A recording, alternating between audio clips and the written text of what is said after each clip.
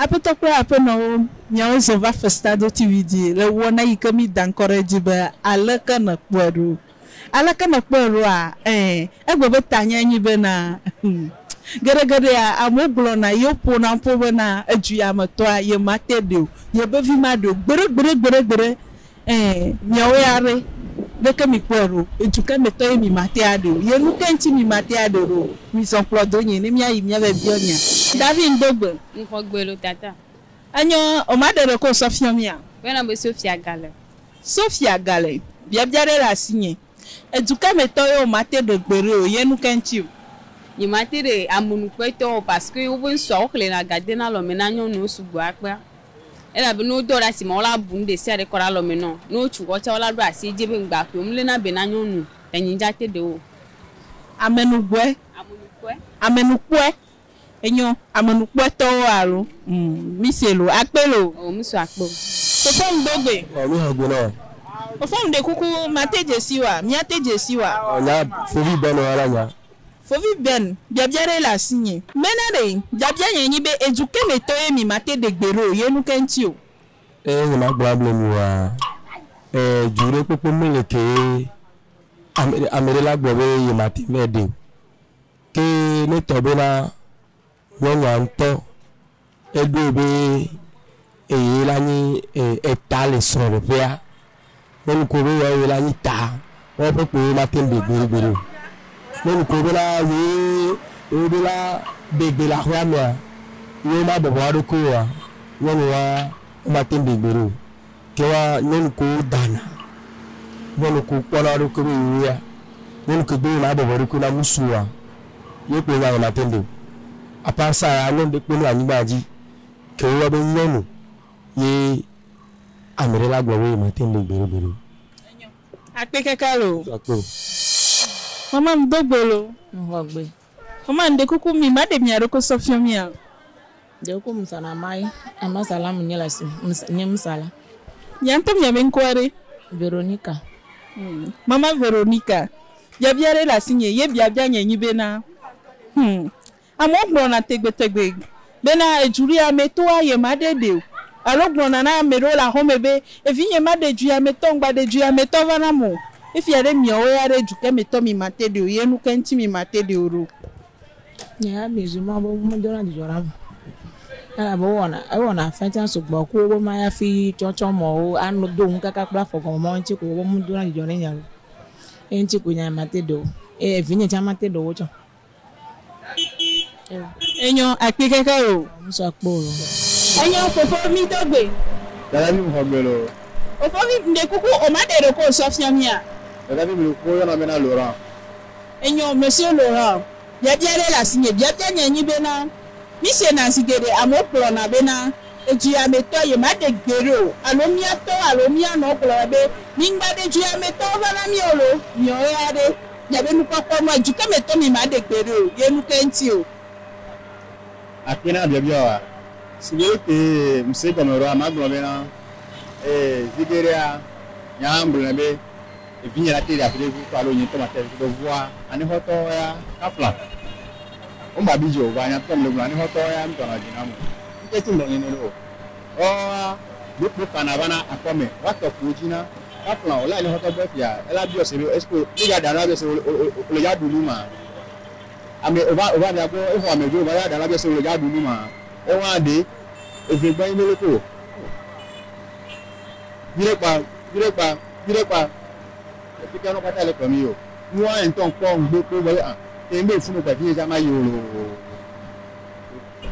enyo mi se akekeka o enyo tata ndeko ma de roko Sophia mia oyo na mbe tata tina bon sana prête à porter kudo de vieux trosso bébé on a beaucoup visime si que les masalasi be bon ajito comme masalasi plus précisément enyo tata tina biabiare la signé biabia nyenyi be na zigere mi se na mo blona be na e be via ma de son le du areke mi o ma de du ya meto gbero alo blona de vieux be mi ngba de du ya meto volo alo de vieux to kuna be nka ne nshien ma de nu o ye ma de du ya meto mi o ya gboare eduke meto mi mate de gbero yenu kenti o.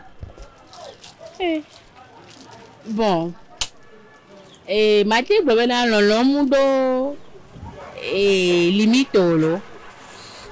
Mate de dure pe meto ne nwi na ami amenu Georgina ma.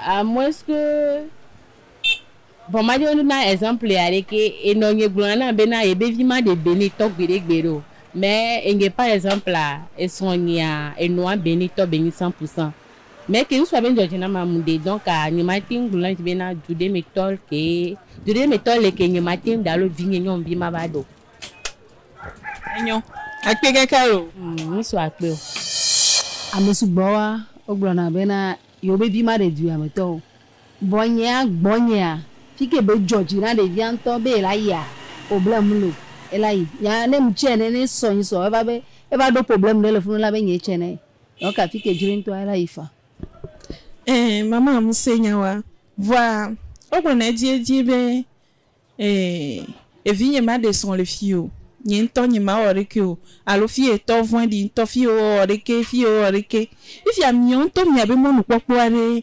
eduke meto mi mate de ne mi gba kele tugbeje mi alo o fifi nto so mi la gba te de so ne mi aso mu lo we if ya re eduke meto mi mate de o nyande vogatom jejinam do ka nyam brobe ne vinyere bia de vogato nyem le jagbe ne Georgina to be ya de ala de ke ye tom de le fun dua ya ne to chabo fun ne Georgina be la ya problem ya ni magbe ni enyo akpeka kalo mama mdogbelo ogbelo mama nde kuku mi ma de mi aroko sofio mi ajo yana ne chimachi to le boko visime enyo mama ajo jebiere la sinye sigere amopo na mpo glane akoko be na eju ya meto ayo madu alo mia nodo alo mia tugbeje viro alo mia foforo alo mia toro glona be na eju ya meto e ma de gbero ye be vi ma de gbero mi o mia ekpunpopo nuare ejuke meto mi matedo ye nu kenti o anyeka munyama se no nyu glona kwa be beneto oda ma ko yoda o chona hadde na chino maga nya pomo eta ya beneto mo jona manchu mo jona jinenya enyo misi afeka kalo David ndogbelo nko gbe la tata David ndeko ma de roko sofio mia ndeko ko nko mi yo na mo ko mo enyo David ma upemo biabiere la sinye biabia yanyi be amokporo na gere nena nusu ya yo matede o eju ya meto yo matede o alo mia no alo mia be po meto alo ju ye meto gboro be na eju ya me ye made o woyare eduke meto yo matede o ye nu kenti o musulman ye matede musulman o ba gbe mu yo tan ye matede o nu kenti ela be mu le na be na to go nyonu so ina ko le na be na wato o la lo gbe dibile do me na o dibile do me na ko wo da le asi oni no da no mai na ototo nwata yen matede o ma ya fi won cha mburu kaka fo ti gomo wan zozo na ya sugbon ye mate supporter ti matede o lo enyo akpe kakalo so akpe o lo o fo ndogbelo Obera. o fo nde kuku mi ma de mi aroko sofia mia On y a un Valentin là, je dois gommer. Salabloni. Ouais. Monsieur Valentin, il y a bien la signé. Il y a bien yanyi bena sigere amisena aboblo na bena eju ya meto aye ma de gbero. Ala mero kuna be yo be vi ma de eju ya meto gbero. Ni o ya re mi abe nu popo nu ade eju ke meto mi matedo. Eye nu ke nti o. Nya ni to appel consciemment. Il doit vraiment de soin. Il m'a dit son éduqué ni to mso. Wa c'est mais etinye quoi. Etinye to ma de. Ma to de etinye bu quoi. Donc à tout ce moment permettre la vie au o tient wa ton do famille le djumé quoi. Ne yan ko wa. Enyo, nya be djumé ade ko ane o. Am so tu. Enyo, akpe kakalo. Fako. Se fo ndogbe. Mo gbe. O fo nde kuku mi ma de mi aroko sofia mi. Ko ni Gagnon le sage, ni là. Enyo, monsieur Gagnon, biabiare la signé, biabia nyenyi bena, mi se na zigere amopo na popo na bena, eju ya meto yo mate de gbero. Alo mi ato, alo mi ano, alo mi po meto na mi ngba de ju ya meto vo. nyom ya be nu popo nu are edu ke me to mi mate de o ye nu ke nti o Bon, il y a des questions et on y a vu. On y a quelqu'un qui a maté dans mes côtés. On s'est mis à voir. Soit il nous regarde, il maté du fou. Il tient à mater fou, on avait bon.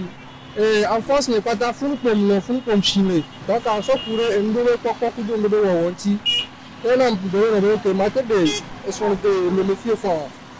Ou soit il nous regarde déplacement là-dedans. enyo fofo mi be nora lo nor be juke me mi mate Bon, si nous avons tout dit, nous avons bilan, mais on a maté le fond. akpe kaka mi se fofo mi dogbelo Mohabe. enyo fofo mi ma de mi aroko sofio mi On y a un bec peglo James.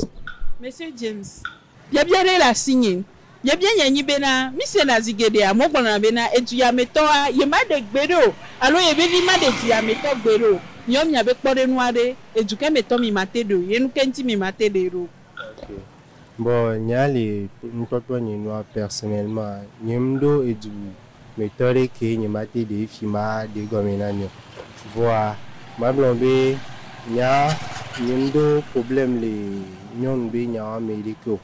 Voilà. Ni si vous avez des soins, élevé véritable famille à quelqu'un banon d'accord. Elle avait né au IB avec bien non la terre qui a déjà certifié. Et famille à quelqu'un là long là y.